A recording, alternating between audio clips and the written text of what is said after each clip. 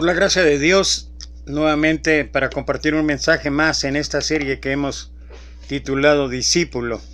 Y bueno, el día de hoy estaremos compartiendo una enseñanza que está allí en el libro de Lucas, en el capítulo 15, y primordialmente de este capítulo, que es un capítulo donde se mezclan tres parábolas.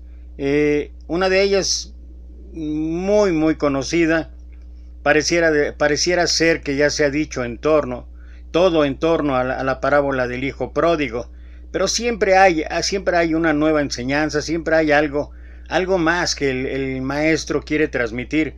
Y bueno, estaremos allí en el libro de Lucas, en el capítulo 15, y dice la palabra de Dios, Lucas capítulo 15, versículo 1 en adelante.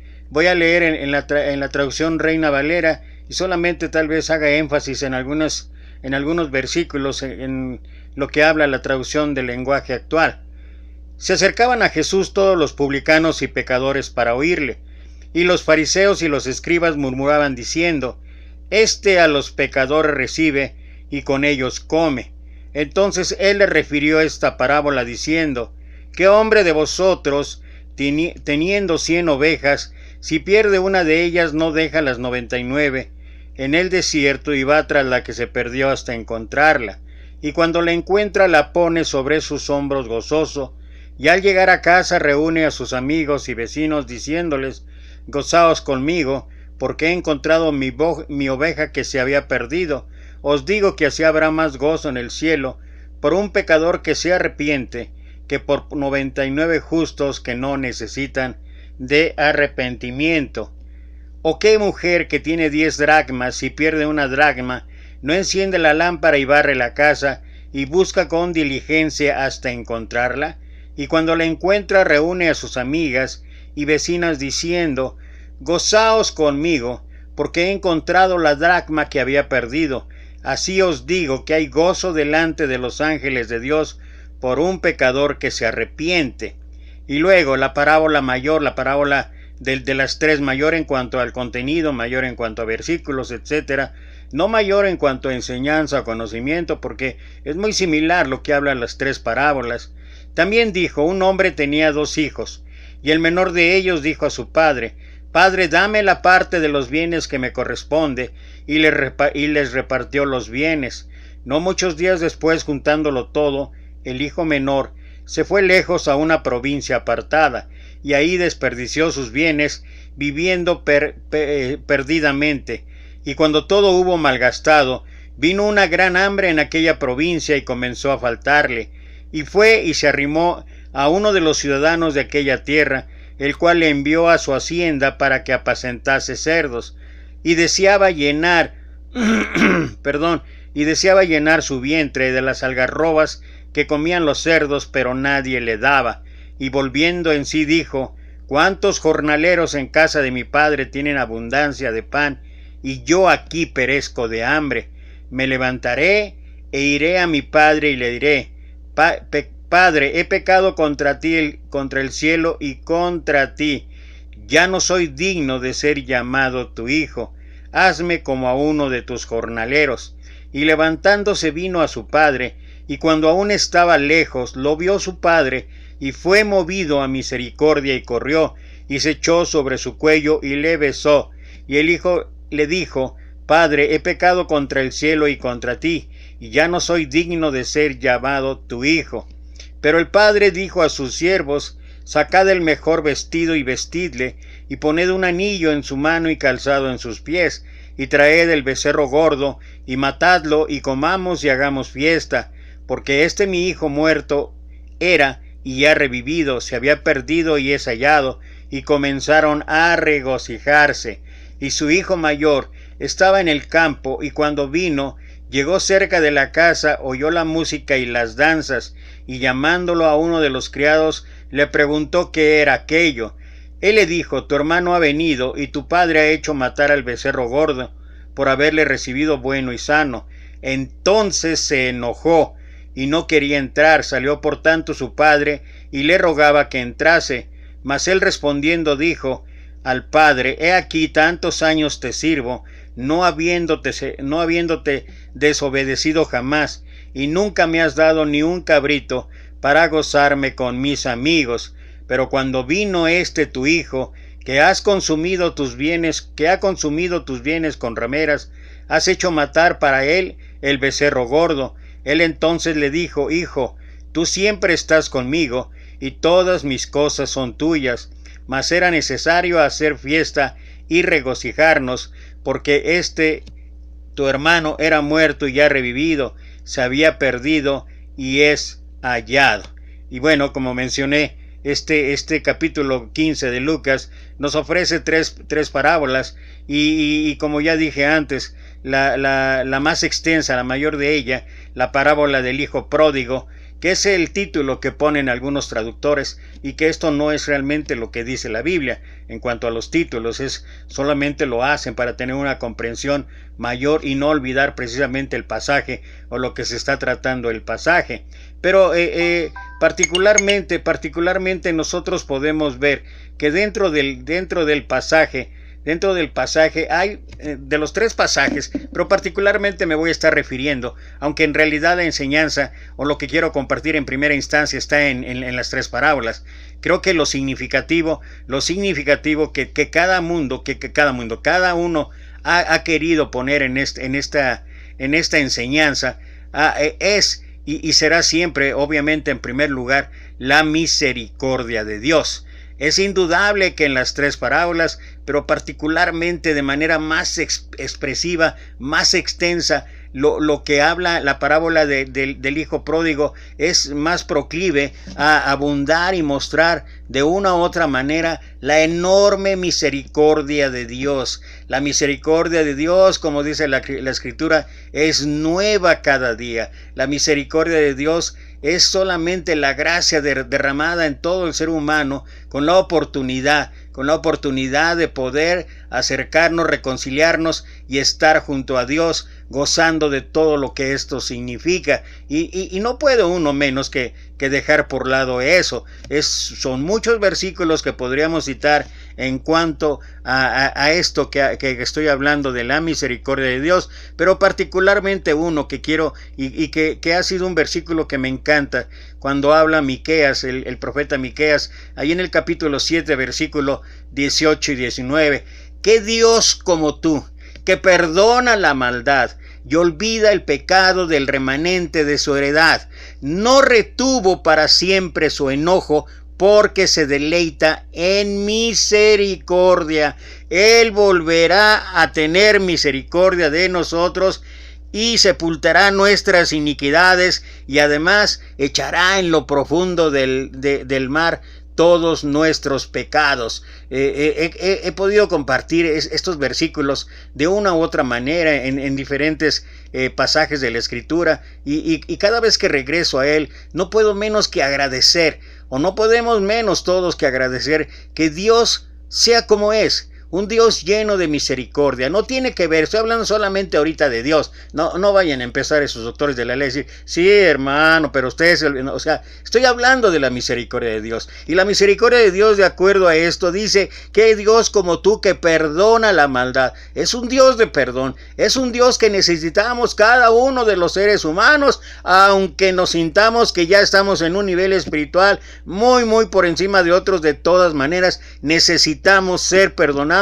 Y no solamente como lo fuimos allá en el bautismo, sino es una cosa permanente de todos los días, no solo el domingo, de todos los días necesitamos ser perdonados, porque consciente o inconscientemente le estamos fallando al Señor en pensamiento, en actitud, en acciones, en fin, en cada situación y circunstancia de nuestra vida. Como dije antes, consciente o inconscientemente le hemos fallado al Señor, y estamos siempre propensos a que de una u otra manera estemos caminando por un camino incorrecto, totalmente adverso a Él. Y ante esta situación, ¿qué es lo que dice Dios? Olvida el pecado del remanente de su heredad. O sea, cada vez que, como dice Primera de Juan capítulo 1 versículo 8, si decimos que no tenemos pecado, nos engañamos a nosotros mismos.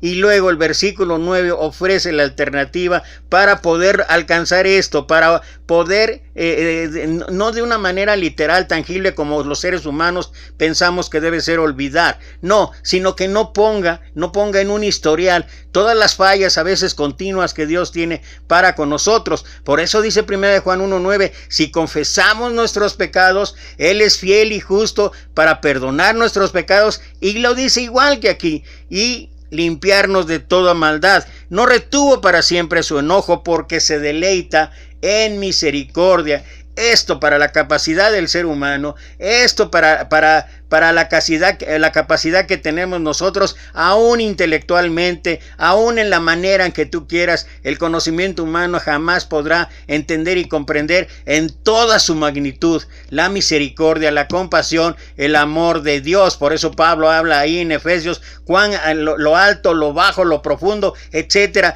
que es inentendible, yo, sobre todo para mi vida. Yo no retuvo para siempre su enojo, porque se deleita en misericordia. Y yo tengo que agradecer cada día que Dios esté lleno de misericordia para conmigo, para con los que amo y para con todos en general, porque esa oportunidad la tenemos todos. Y particularmente como termina el versículo 19, Él volverá a tener misericordia de nosotros. Él volverá, o sea, es una y otra vez. ¿Hasta cuándo? No lo sé.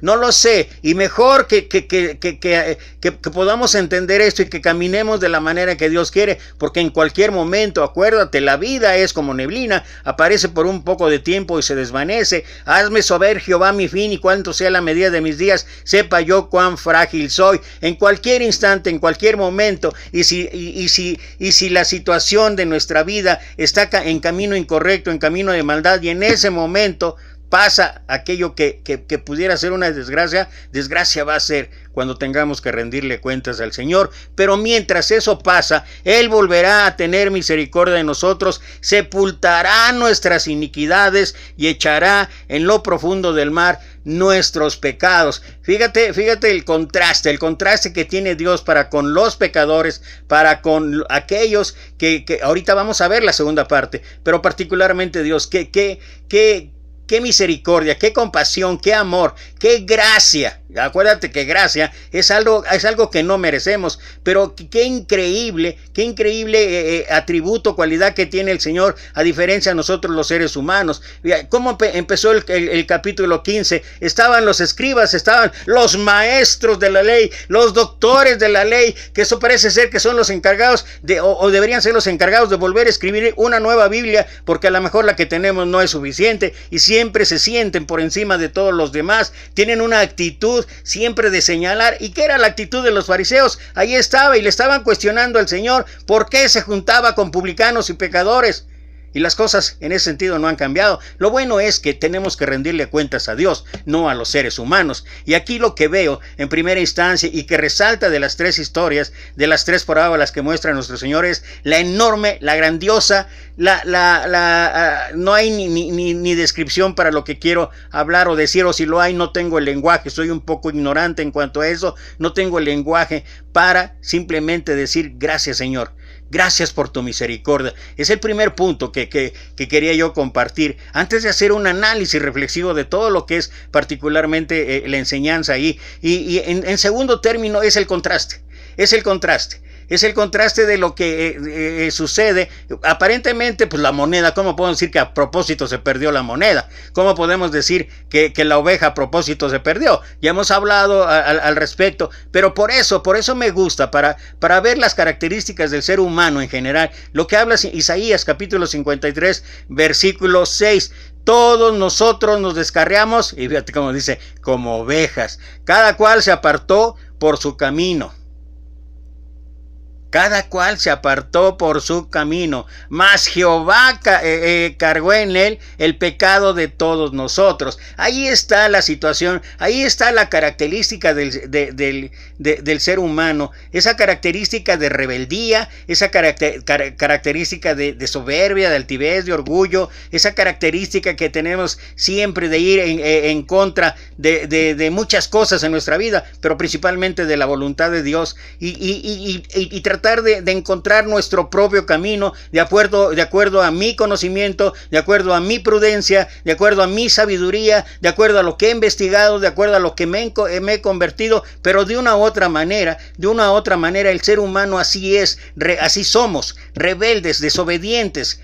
No, parece ser que no meditamos, no reflexionamos en cuáles pueden ser las consecuencias de nuestra vida, cuáles pueden ser las consecuencias de nuestra actitud, de nuestros pensamientos y por ende de nuestras acciones. Y siempre estamos tratando de ir por el camino que nosotros elegimos. Hay camino que al hombre le parecen rectos, dice ahí uno de los proverbios, pero en realidad es camino de muerte. Y así es que como caminamos, y así es como generalmente de una u otra manera aflora en nuestro ser eso que llevamos dentro, eso que habla Pablo de la lucha entre la carne y el espíritu. Lo que es la carne es así. Todos nosotros nos descarriamos como ovejas, o sea, rebeldes, y particularmente en la parábola del hijo pródigo se ve la misma situación, no solamente en el hijo que se va a gastar todo en rameras, no solamente en él, porque también en el hijo que se quedó, el hijo que cumplía, el hijo que iba los domingos y se reunía en la iglesia, él sí era espiritual. En ese hijo, fíjate lo que había, en ese hijo había ira, había amargura, había enojo. Alguien dijo, el hijo menor estuvo en el chiquero de los puercos, pero cambió su actitud y logró salir. El hijo mayor también estuvo en un chiquero, pero en el chiquero de la amargura, del enojo, de la ira, de los celos. ¿Y sabes qué?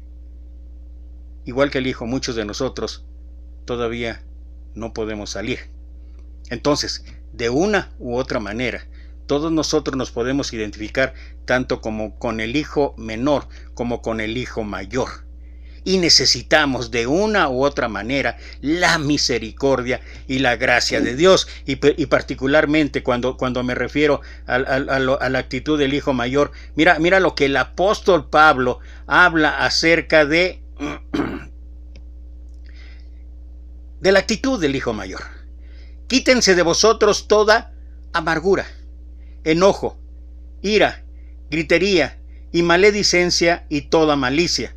Antes sed benignos unos con otros, misericordiosos, perdonándonos unos a otros, y nota, como Dios también os perdonó a vosotros en Cristo. Es un hecho que nosotros requerimos, nosotros necesitamos de la misericordia de Dios, nosotros necesitamos de la benignidad de Dios, nosotros necesitamos del perdón de Dios. Pero, siempre he hablado y siempre he dicho que si entre Dios y nosotros hay 1000 pasos, ¿sabes qué? Por la misericordia y la gracia de Dios, Dios ya recorrió 999. Pero el último paso nos toca a nosotros. El hijo menor, con todo lo horrendo que pudo haber sido su vida, con todos los detalles que ahorita vamos a mencionar, el hijo mayor, finalmente, como dice en la Reina Valera, volviendo en sí.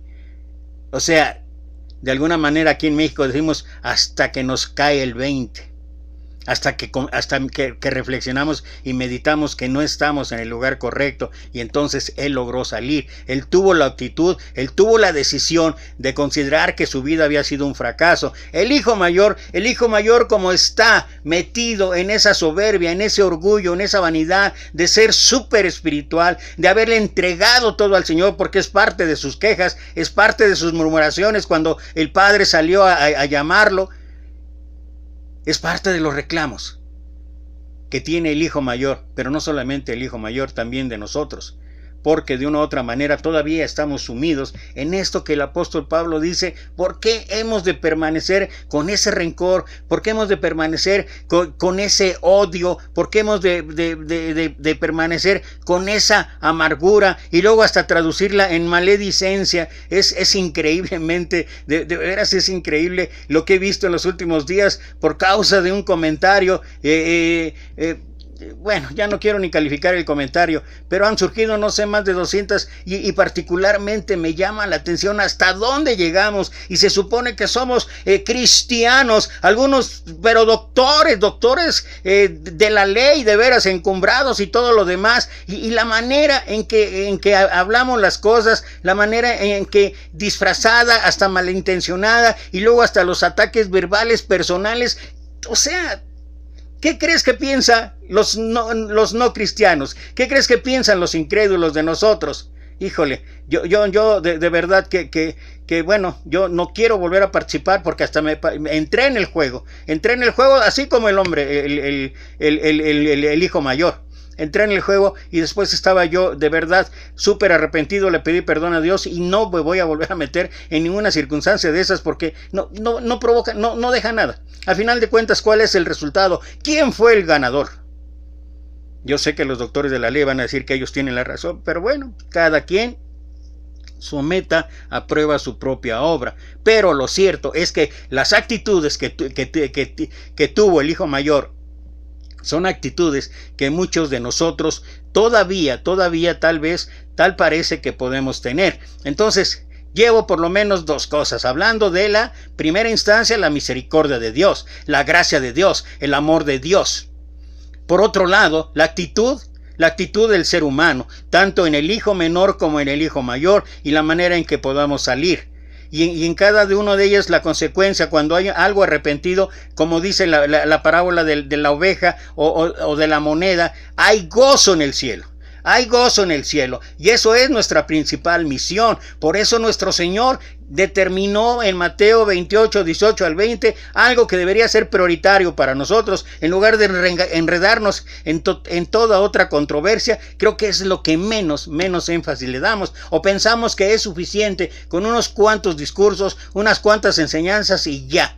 Y no. Las cosas no son así. Por eso es necesario entender esa profundidad que tienen las tres parábolas en cuanto al rescate que Dios tiene. Pero hay algo que particularmente, la cuarta cosa, y que es que tal vez algunos no hemos, yo al menos cuando estaba estudiando este tema, ayer por la tarde, noche, y estaba yo viendo, híjole, no es posible que dejemos también de lado algo que debería ser prioritario, sobre todo para nosotros los seres humanos. Pero eso lo dejo para el final. Permíteme compartir esto. La historia del hijo pródigo, una parábola que con un significado que se pasa por alto, que es el que quiero hacer énfasis al final. La historia es una de las más famosas y queridas por todas las enseñanzas de Cristo y nos ofrece una lección descuidada que sigue estando vigente para nosotros en la actualidad. De todas las parábolas que Jesús relató, la que representa al hijo pródigo tal vez sea la más conmovedora y recordada. El comentario bíblico de un expositor dice, tal vez la corona y flor de todas las parábolas, refiriéndose a la parábola del hijo pródigo, así es como él la califica.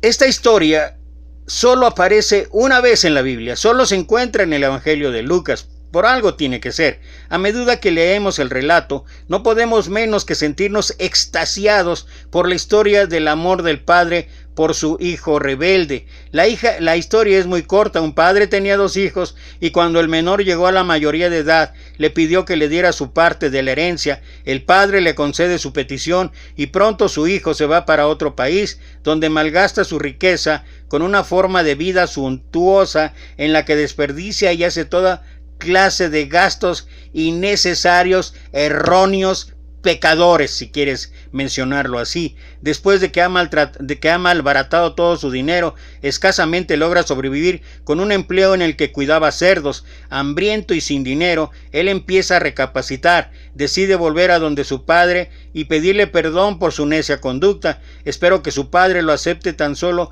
como uno de sus siervos. Para su sorpresa, y esto ya por eso dimos al énfasis de la primera gran enseñanza de nuestro Señor en este pasaje, para su sorpresa y el disgusto de su hermano mayor, nunca falta en el negrito en el arroz. Me encantó el comentario de un hermano que hizo hoy, que dice, todos estábamos unidos hasta que el dinero, la política y la religión nos dividió y nos sigue dividiendo, y esto es cierto. Su padre le da la bienvenida a su hijo menor con una gran celebración. Cuando entendemos que esta parábola es una historia imaginaria para ilustrar un punto espiritual, podemos percibir rápidamente que Jesús está usando este relato para enseñarnos del amor que Dios el Padre tiene por cada uno de nosotros. Y si bien todos hemos sido pecadores, como lo fue el hijo pródigo, es consolador, reconfortante y sí, es casi incomprensible que Dios el Padre esté dispuesto aceptarnos de regreso, dado los errores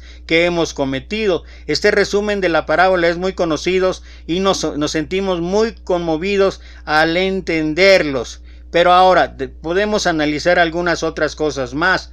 Tener en cuenta el contexto del pasaje bíblico con frecuencia nos ayuda a entender mejor su significado, y este es el caso con la parábola del hijo pródigo.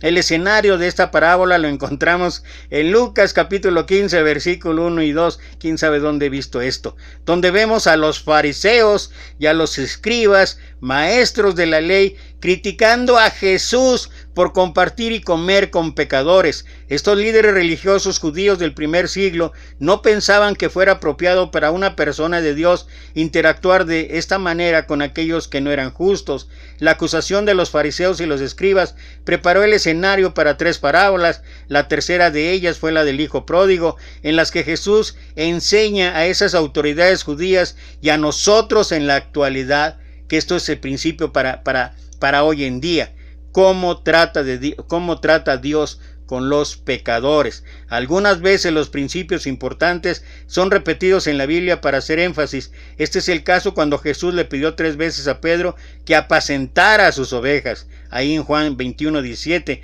para responder a la reprensión de los fariseos y escribas registrada en Lucas 15, 1 y 2. Jesús mencionó 3 parábolas que le dieron énfasis a su respuesta. En una u otra manera, también el número 3 es significativo ahí en la escritura. 3 veces negó Pedro al Señor, entre otras cosas, con los 2 otros pasajes que ya mencionamos. La primera parábola es acerca de la oveja perdida. En esta historia el pastor tiene 100 ovejas. Cuando se le pierde una, él deja las 99 y después de encontrarla se alegra con sus amigos y vecinos. En la Biblia con frecuencia el pueblo de Dios es llamado ovejas o el rebaño de Dios, como ya mencionamos en Isaías 53:6. A los pastores se les advierte que deben pastorear el rebaño de Dios. El punto de la parábola es que Dios desea traer a todos los que están perdidos, pecadores, a una relación con Él, y se alegra cuando ellos se arrepienten. La segunda parábola es de una mujer que pierde una de sus 10 monedas de plata. La mujer enciende una lámpara y barre y busca cuidadosamente por toda su casa buscando la moneda perdida. Cuando la encuentra, también se regocija con sus amigos y sus vecinos. Algunos se han preguntado por qué se le da tanta importancia a la pérdida de una sola moneda. Los comentarios han surgido que esto puede deberse a 2 razones. Primero, el dueño de la casa tal vez era pobre y la moneda, aunque no era mucho en sí misma, podría bajo estas circunstancias ser muy importantes para la familia. Segundo, bueno, aquí no puedo menos que recordar en muchos tiempos en mi vida, de verdad que ha transcurrido solamente por la gracia y la misericordia de Dios, porque a como soy y me comporto en muchas ocasiones, que sale a flote esa soberbia, esa altivez, ese egocentrismo que todavía me ataca y me sujeta demasiado en mi vida. He podido ver cómo tuve la oportunidad, el privilegio de una carrera profesional, estar trabajando en grandes empresas y todo, y cuando iban las cosas de una u otra manera bien, casi me sentía yo como caminar sobre las nubes. Pero hubo tiempo también, y siempre he pensado que el Señor de momento me quitaba todo eso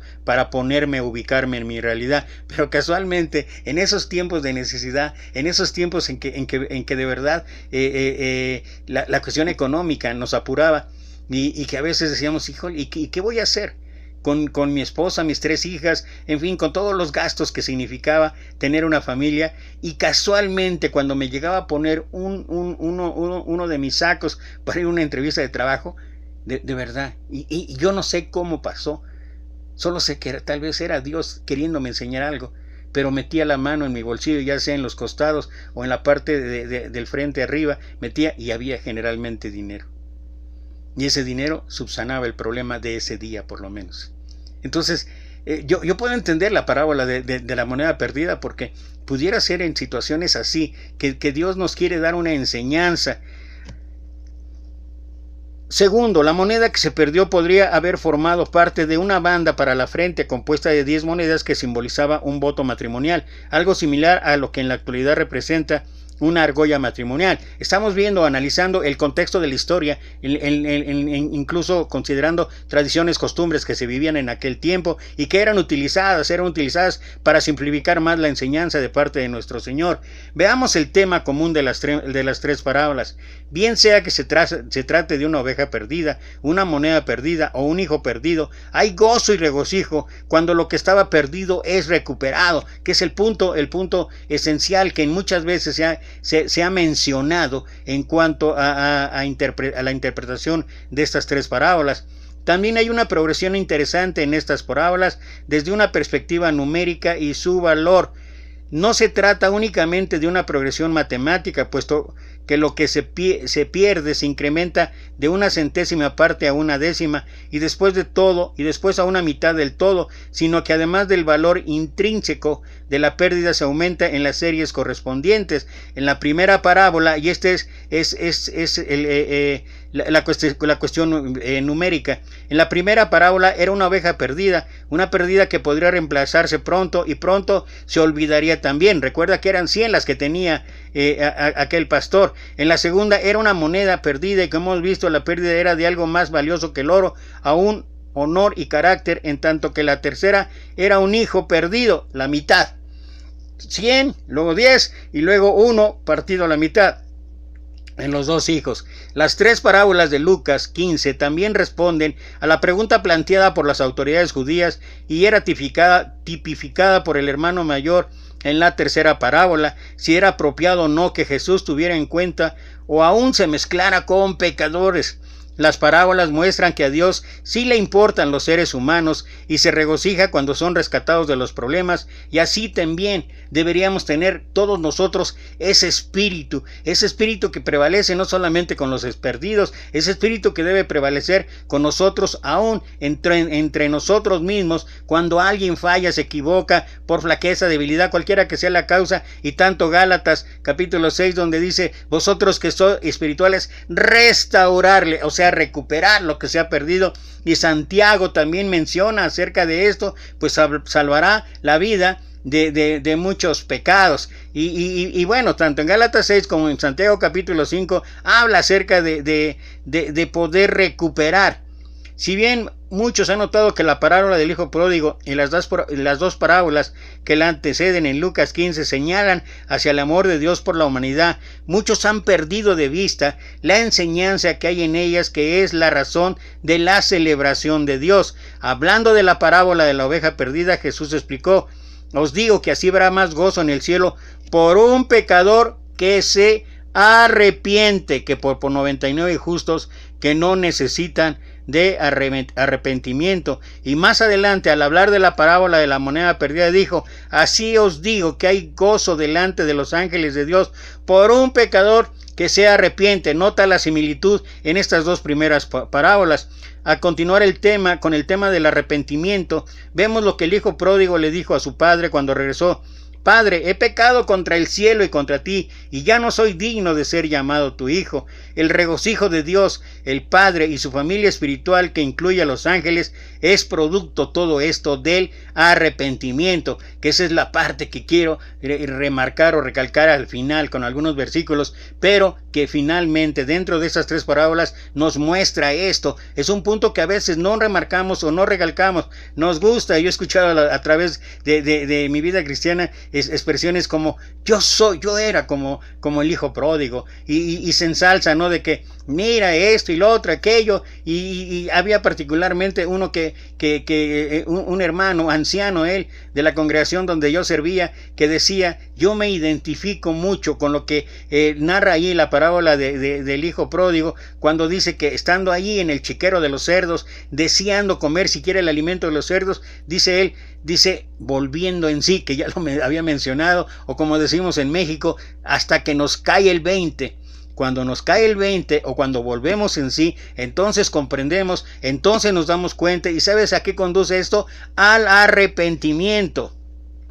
El regocijo de Dios al Padre y su familia espiritual, que incluye a los ángeles, es producto del arrepentimiento. Arrepentimiento, un tema central en la enseñanza de Cristo. El énfasis de Jesús en el arrepentimiento no era un tema nuevo que estaba tocando con estas parábolas. Con frecuencia él hablaba de la necesidad que tenemos de arrepentirnos. Al resumir 4 elementos clave de las enseñanzas de Cristo, Marcos lo registró cuando Jesús le dijo a las personas: el tiempo se ha cumplido y el reino de Dios se ha acercado. Arrepentíos y creed en el Evangelio, Marcos 1:15. Y en 2 ocasiones, cuando las personas murieron en sucesos inesperados, él anotó: antes, si no os arrepentís, todos pereceréis igualmente. Ya que el arrepentimiento es un tema tan importante para todos los que quieren ser parte de la familia eterna, no familia de un tiempo, no familia de un acto, no familia de un día, familia eterna de Dios, no debe sorprendernos que Jesús incluyera esta enseñanza en la parábola del hijo pródigo y en las 2 parábolas que la preceden en Lucas 15. Cuando se trata de los nombres que se les ha dado a las parábolas de Jesús, notamos que no necesariamente son lo que Cristo les ha dado. O sea, Cristo no puso ahí en el título en la Biblia la parábola del hijo pródigo, no lo puso ahí. La Biblia no nos da específicamente nombres para las parábolas. Los seres humanos les hemos dado nombres que nos ayuden a identificarlas y poder recordarlas fácilmente. Esa es la única situación. No vaya a ser que ahora ya vayan a empezar a decir también que eso no es de la Biblia, no está en la Biblia, y por tanto no tenemos por qué llamar la parábola del hijo. Bueno, la parábola del hijo pródigo no es un mal nombre, porque sí nos ayuda a recordar la enseñanza de Cristo, pero esta parábola podría haberse llamado de una forma diferente. El comentario bíblico de un expositor dice: llamamos la parábola del hijo pródigo, pero también podría haberse llamado con iguales méritos la parábola del padre desconsolado, porque la historia entera se cristaliza alrededor de este nombre, repitiendo de una forma u otra no menos de 12 veces.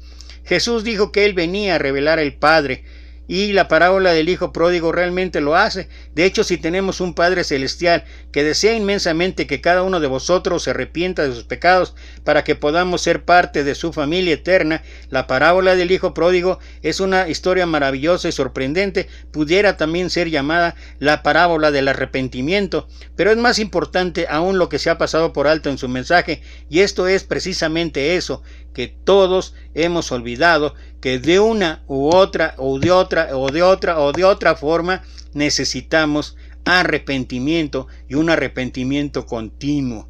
Un arrepentimiento no solamente que se dio ahí cuando fuimos bautizados, un arrepentimiento que debe ser parte de nuestra vida natural, de nuestra vida común en todos los días, porque como mencioné antes, todos los días estamos fallando, todos los días de una manera u otra estamos fallando, sea la condición en que te sientas o estés, pero estamos fallando. Entonces, lo que realmente nosotros tendríamos que de una u otra manera también remarcar, también recalcar, es esto precisamente, el que nosotros necesitamos de una u otra manera entender y comprender que si bien la misericordia de Dios es grande, que si bien la gracia de Dios es grande, que si bien el amor y la incondicionalidad de Dios es para todos los seres humanos en general, esta no tiene su cuadro completo si simplemente nosotros rechazamos o decimos no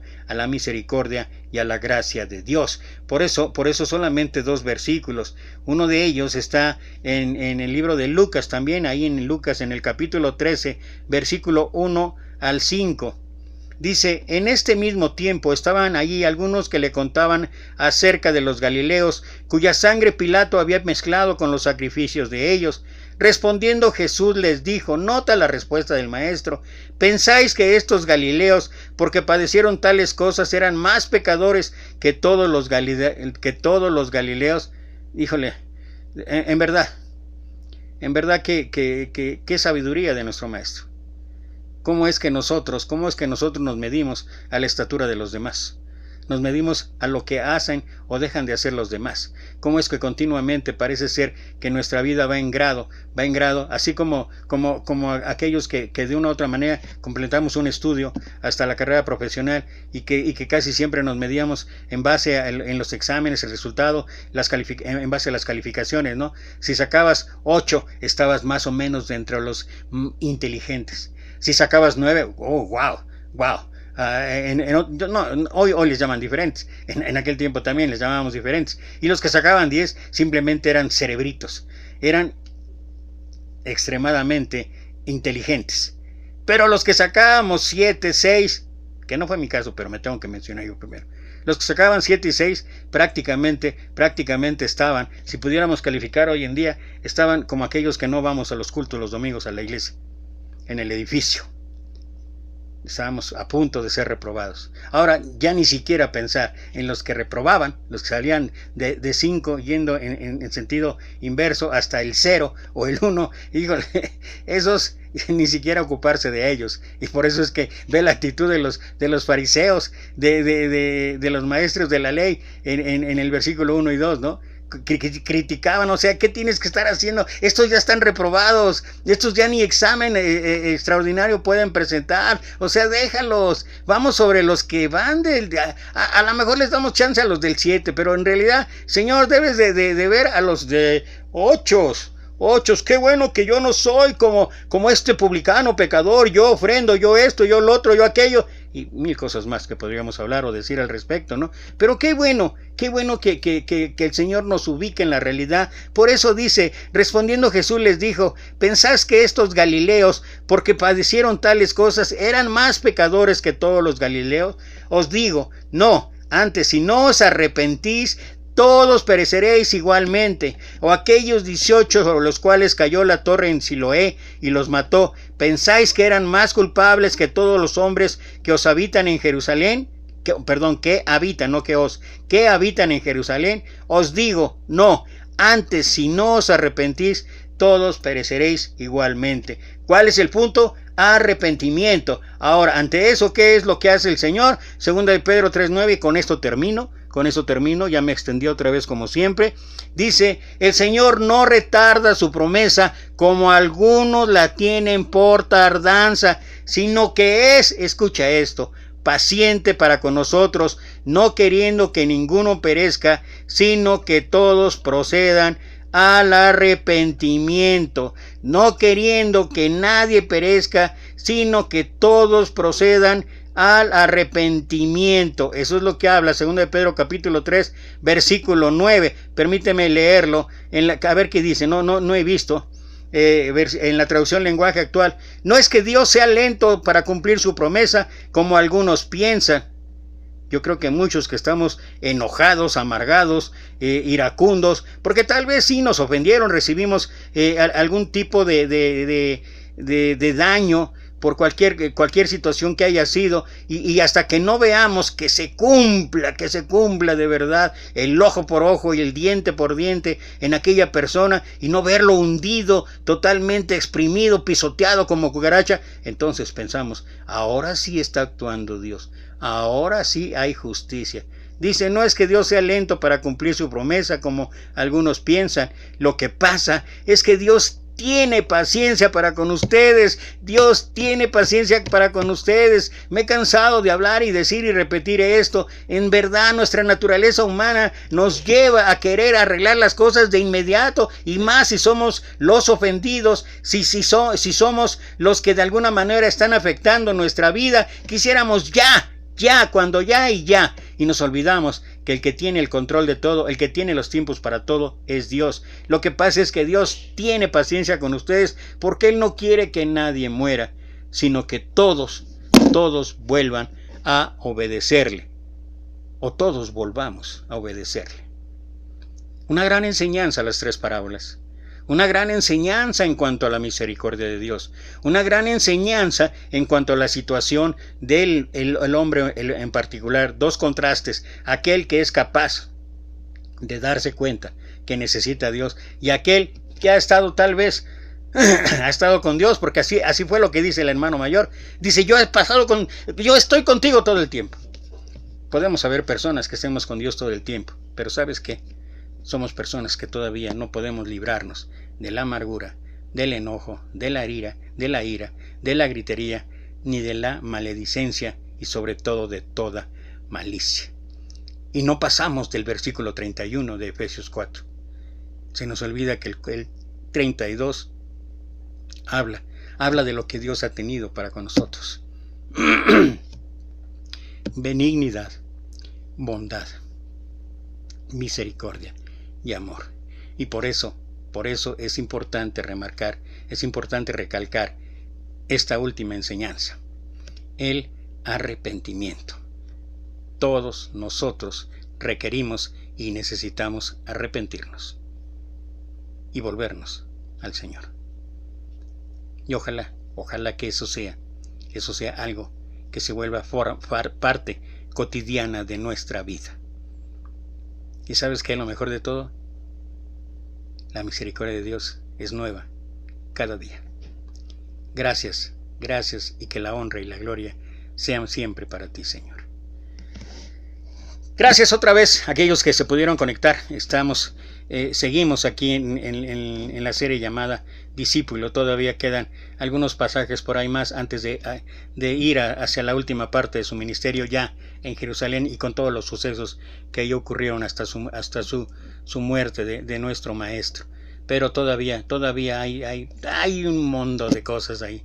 De veras, yo no dejo de sorprenderme. No sé, por la gracia de Dios, no sé, no llevo el número, pero sí calculo por el tiempo que ha durado esta pandemia. Son más ya casi son 100 o más de 100 mensajes en torno a discípulos y todavía creo que no he tocado casi nada del ministerio de nuestro Señor. Así es que es una gran enseñanza estar ahí, aprender a ser un discípulo. Ya después vendrá lo demás, pero por lo pronto esa es la doctrina de los apóstoles. Entonces hay que aprender a ser un discípulo, de acuerdo a las bases que el maestro mismo estableció. Gracias otra vez, te tengo en mis oraciones a muchos de ustedes y bueno, lo único que puedo decirte es, te mando 1,000,000 de bendiciones y nos vemos mañana.